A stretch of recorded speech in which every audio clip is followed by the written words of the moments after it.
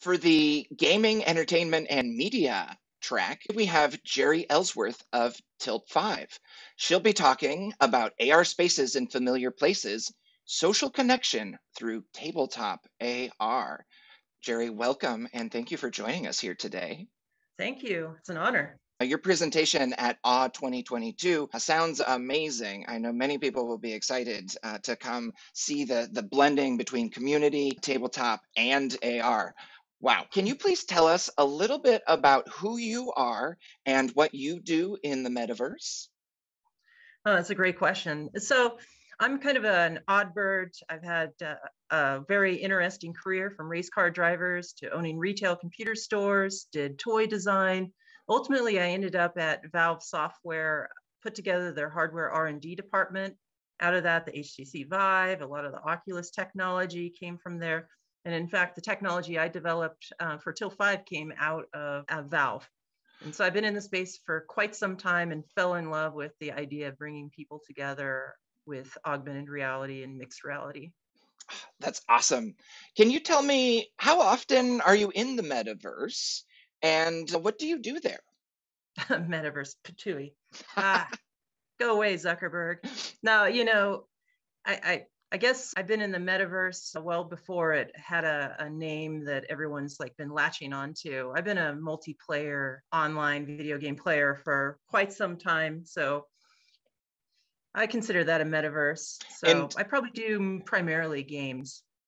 I love it. Thank you. Is there a big idea that you're excited to share with your audience at AW 2022? Yeah, I'm really excited to talk about how we can move users' behaviors through a more pragmatic approach to mixed reality. So instead of taking people out of their beautiful world and putting them in a fully synthesized world, we're putting mixed reality on the table so you, your friends, and family can come together and experience it in a really comfortable and intimate kind of experience instead of a fully synthesized experience, which will probably be a little bit much for most users out there.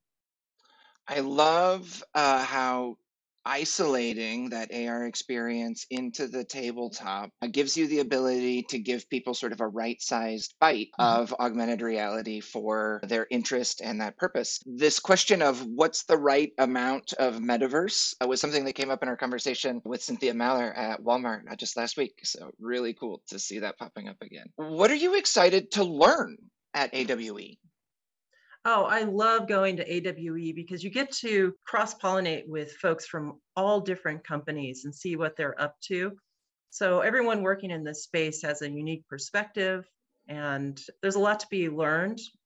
It's when there's an emerging market like this, no one really knows like exactly what to do.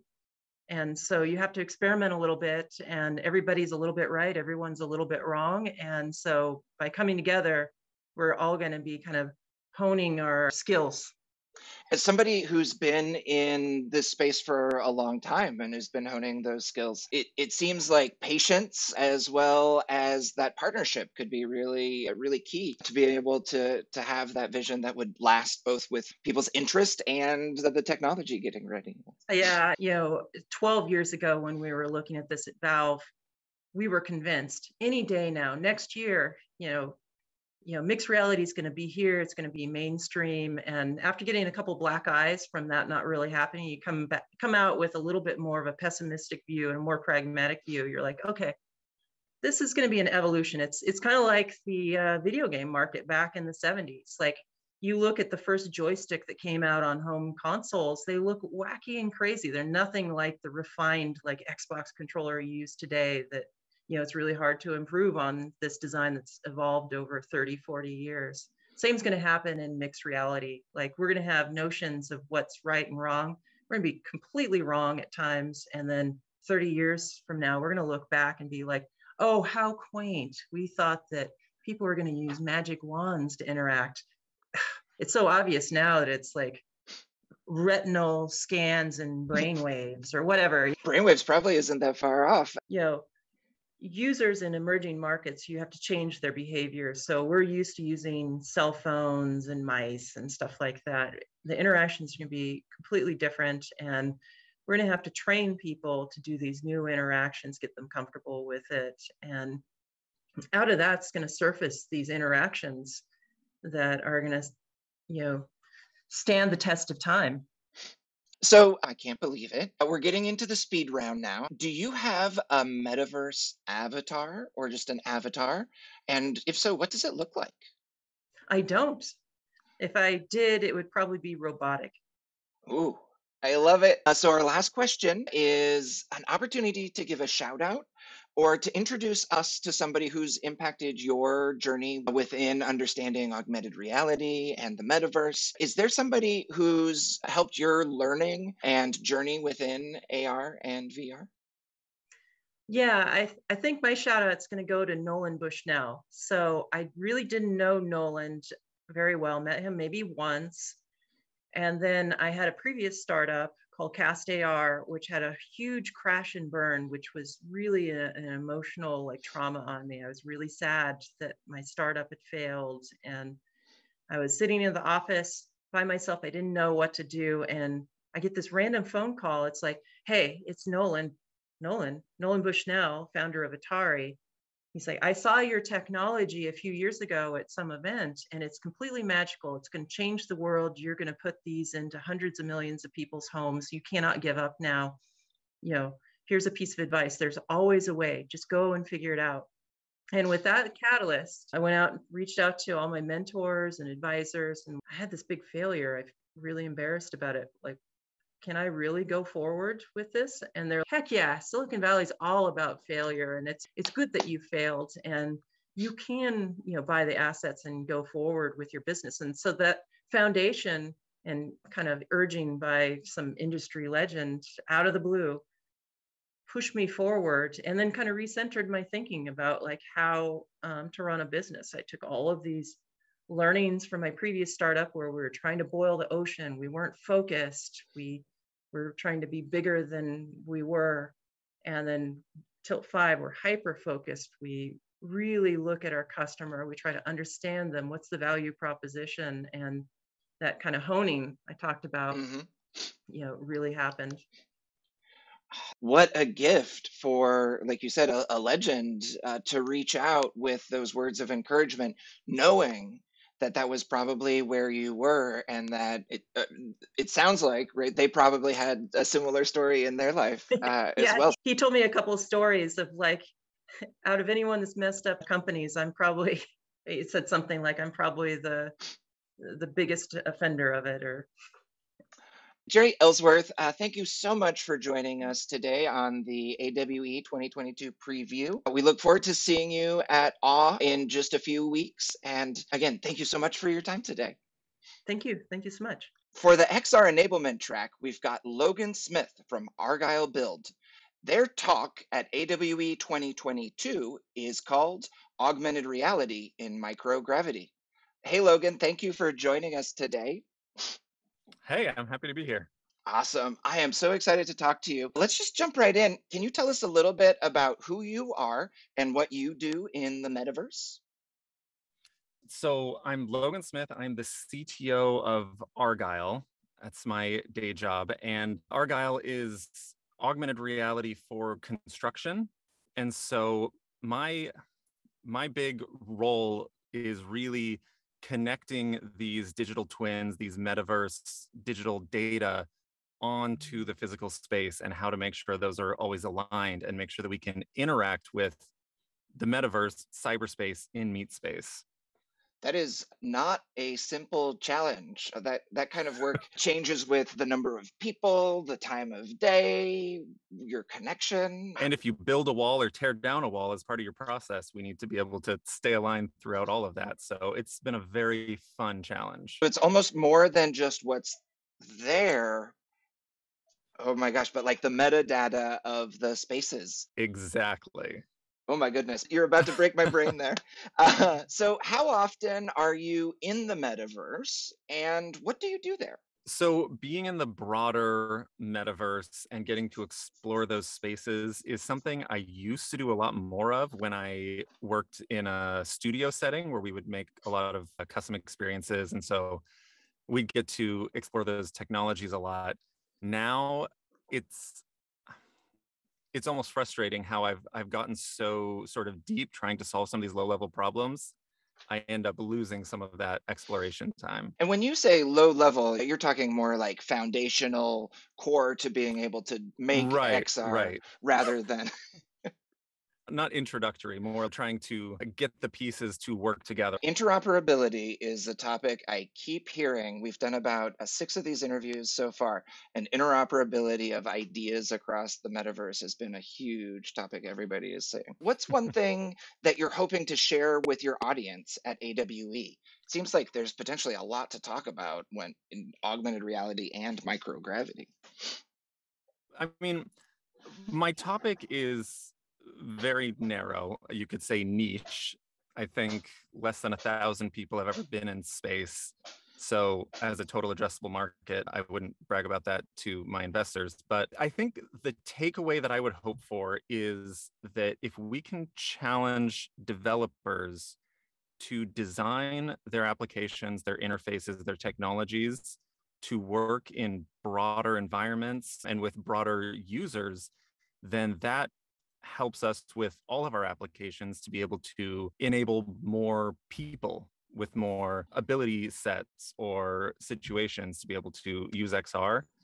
And so I hope that people will take this as inspiration to broaden how they design their apps.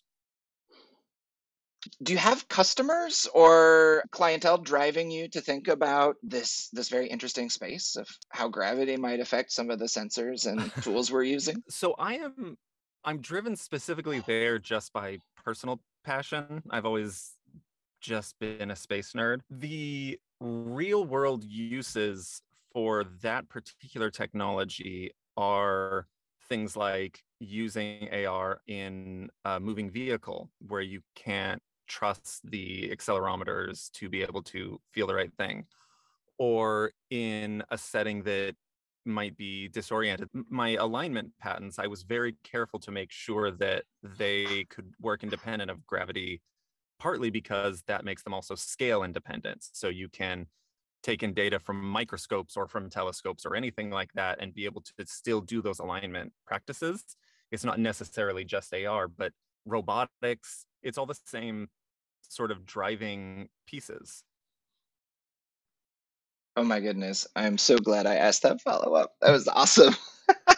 So, turning it around just a little bit, is there something that you're excited to encounter or learn while you're at Augmented World Expo this year? Encounter is the people.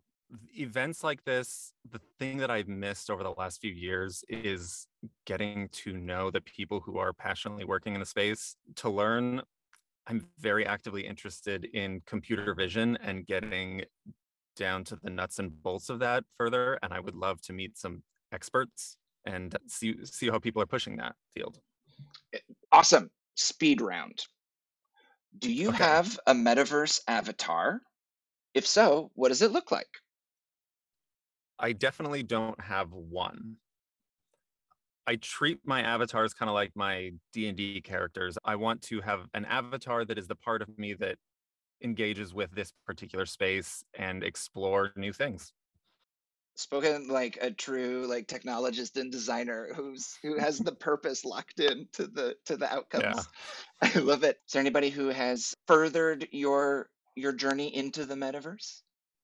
I think for the sake of the audience, I would shout community more than a person is the hackathon community. It has changed the way that I approach problems, and so many of my favorite people that I know in this industry I have met through hackathons. It's just a wonderful and empowering place. I think personally the biggest influence, like individual, is actually my co-founder and CEO, because the problems that we are solving are they're very high initial investment, and having a CEO with enough vision and trust to spend multiple getting where we are now to actually have a product has been absolutely necessary, and I'm very grateful for her vision and trust.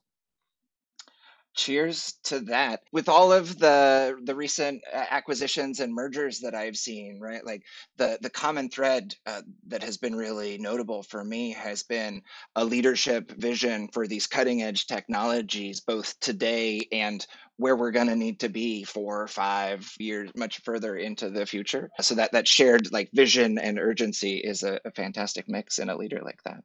And shout out to previous AR Minute guest Scott Greenwald and the MIT Reality Hack. You're doing good work out there. I love the reality hack. Yes. Is there anything that we missed or anything that you'd like to share with the AWE audience before we go? If you're a simultaneous AR nerd and space nerd enough to show up to my talk, I'm very excited to know you. Space nerds and AR nerds, welcome.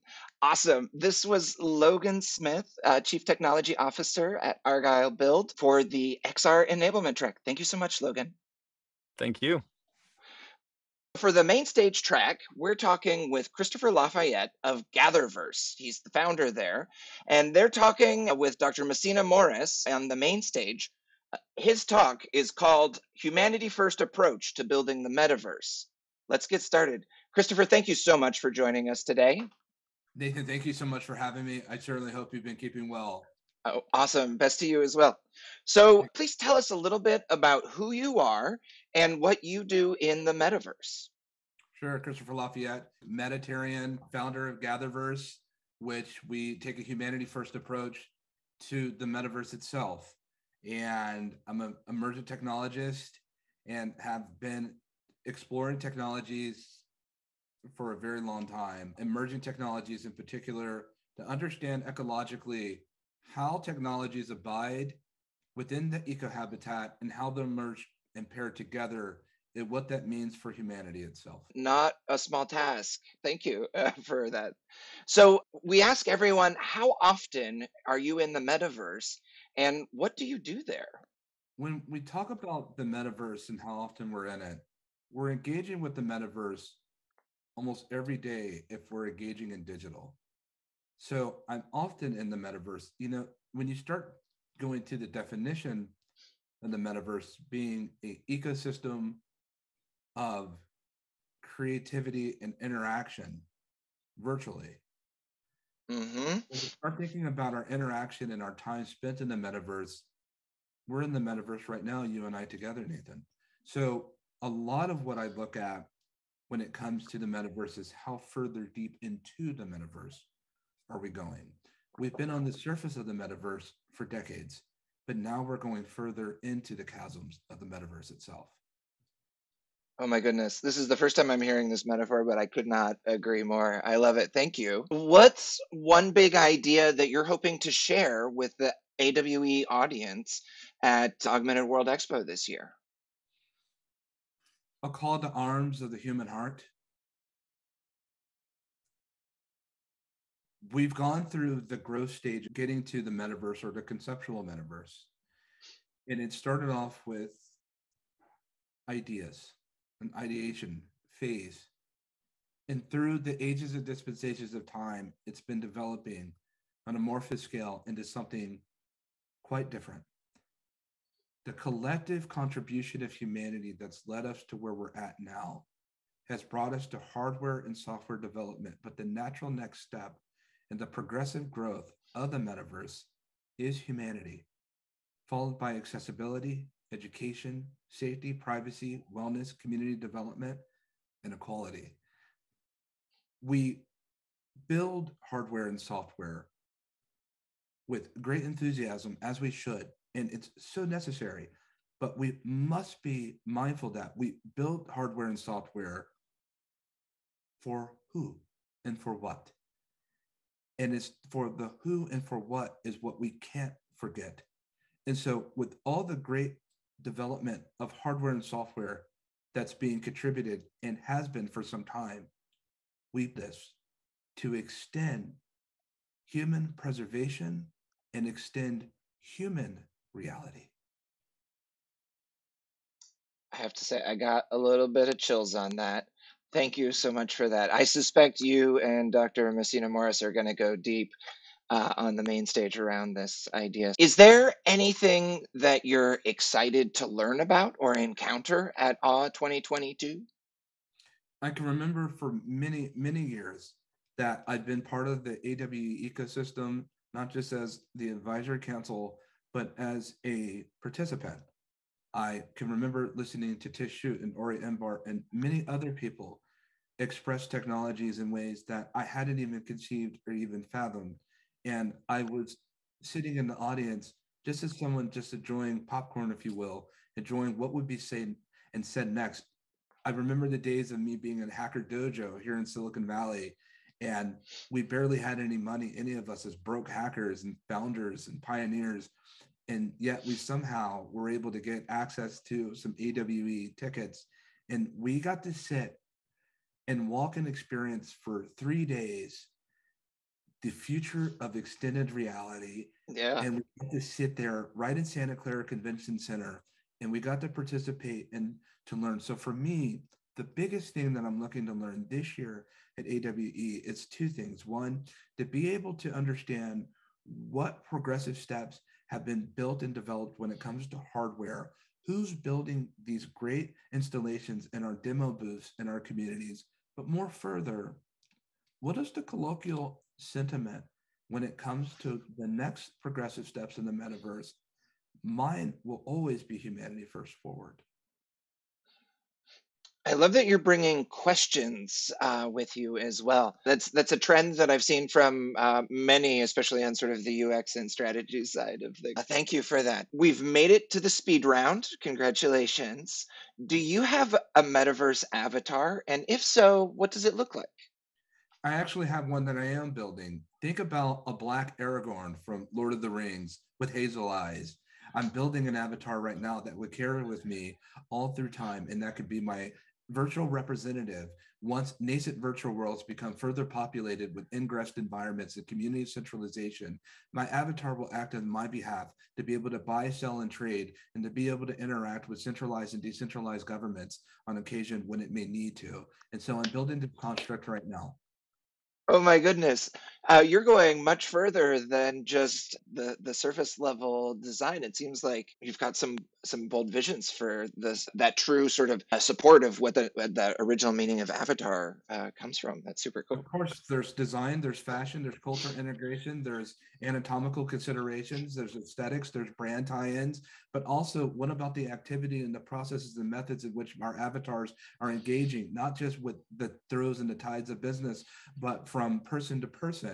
Then we start thinking about human centricity. Well, what about avatar centricity? You're sparking some feelings of REAMD in my brain. So the last question is an opportunity to give a shout out or introduce us to someone who's impacted your journey and understanding of the metaverse. Is there anybody that you'd like um, to call out for? My dad. My dad was an IT admin for UC Berkeley, and I would go with him to learn and understand servers and technology. And I would sit with him, Nathan, and I'd say, Dad, what's the internet? And he would tell me what the internet is. And I'd say, Dad, how does the web work? And he would tell me the very first principles and understanding of how the web worked. For me, that was my first experience of understanding and being educated on what we now call the colloquial metaverse. And so for him, though he's not physically walking around this world, he is ever present in my heart. And so he is the one that I give a shout out to. You are indefatigable and doing so many projects. Is there anything specific or upcoming that you'd like to share with the AWE audience? Be on the lookout for several summits that we have coming up. We have Free Spring Mental Wellness Summit. We have a great music summit and an athletic summit happening this summer. We just recently announced our Latin summit that we have coming in September. Our 3We, which is our Web3 sustainability summit that we also have in September. And we're so excited to announce Gatherverse EU summit that's also happening in September, and many more different announcements that are coming down the pipeline. We're such a huge fan of what AWE is. We enjoy our partnership and our relationship with AWE. And Nathan, thank you so much for the highlight awareness of what you do, because what you do is so critically important in capturing the thoughts and contributions from hearts and minds of people that are building every day, whether in garages, whether it's in their living rooms and product delivery teams and workforces living around their living rooms in hybrid or in office or on campuses. They're working all over the place, and some people from the seat of their car with a roof over their head. So thank you very much for capturing and taking time to be able to help take what we do and amplify that to others. Your work is incredible. Christopher, that's so generous. I really feel seen with that. Thank you. One last question. If people are interested, how can they support and take part in the work that you're doing with Gatherverse? We just recently and about to officially announce we have a Gatherverse Discord, and we're going out with a slow flow with that. So go to the Gatherverse site. You'll be able to find that, or reach out to me directly on LinkedIn and other different platforms at chris@christopherlafayette.com. Go to verse.org, register for some of our events. They're free. We have AWE as our partner. Hopefully you'll take time to visit, obviously, Augmented World Expo, AWE, and coming up here for June, and be part of the community. We share in communities, and there's communities all throughout the world that are event platforms that we're partnered with and that we collaborate with, and AWE is just right at the top of the list. We're right there all the way. So we're happy to have that be part of that, and when you see us, you'll see AWE. Christopher Lafayette, founder, jack of all trades, and technologist with Gatherverse. Thank you so much for your time today. We look forward to seeing you at Augmented World Expo in just a couple of weeks. Thank you for having me, Nathan. I've been very thoroughly enjoying my experience thus far with you.